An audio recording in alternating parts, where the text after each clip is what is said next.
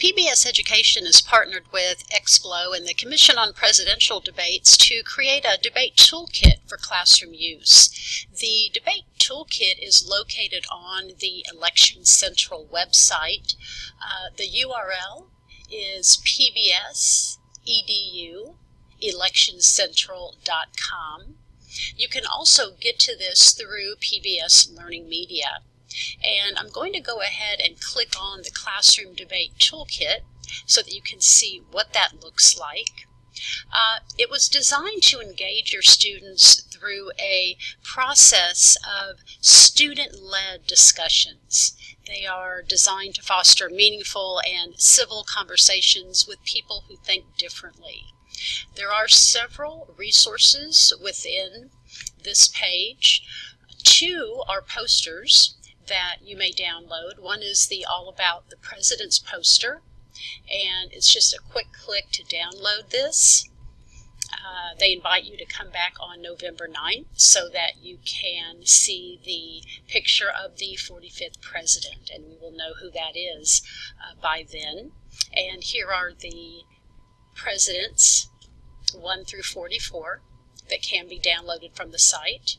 There's also a Join the Debates poster that you can download and print to provide visual cues in your classroom about what you're going to be doing.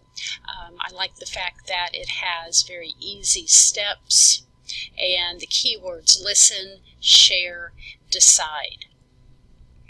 Now, the debate toolkit itself, again, is a very easy click to download. It's an 18-page teacher's guide that covers everything you need to use debates in your own classroom.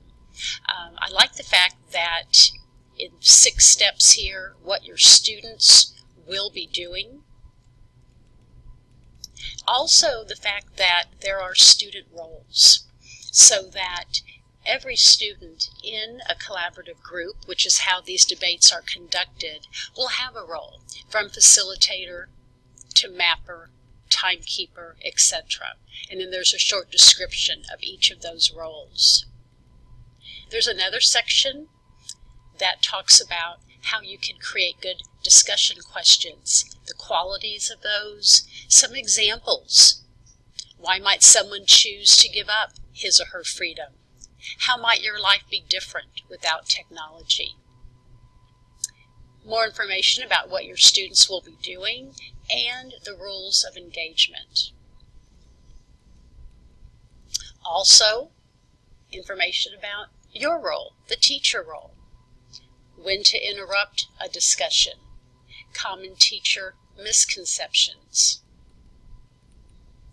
And finally, it gets into specific teacher guidelines, things to consider, how you can set the stage for your various topics, allowing there to be silence, allowing students to take notes,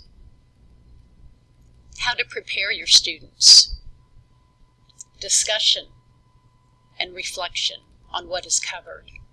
And then beginning on page 14 throughout the remainder of the debate toolkit are possible discussion topics. I like the fact that these are very easy to read. They're in alphabetical order. And underneath each topic, there are specific questions related to that topic. For example, under the topic education, should the federal government provide families vouchers that can be used for private school tuition? Or under energy, should the United States invest more in nuclear energy? So this goes on throughout the remainder of the document. As you can see, many different discussion topics are covered. Lastly, there's a short appendix and some additional resources that you may visit for additional information. So I hope that you will be able to utilize this debate toolkit in your classroom. The guidelines call for at least once a week, but with our election quickly approaching, then you can use whatever topics and whatever type of schedule fits in with your own class periods. Again, this is a collaborative type of learning experience, one where students work together, and one where the teacher becomes really more of the facilitator.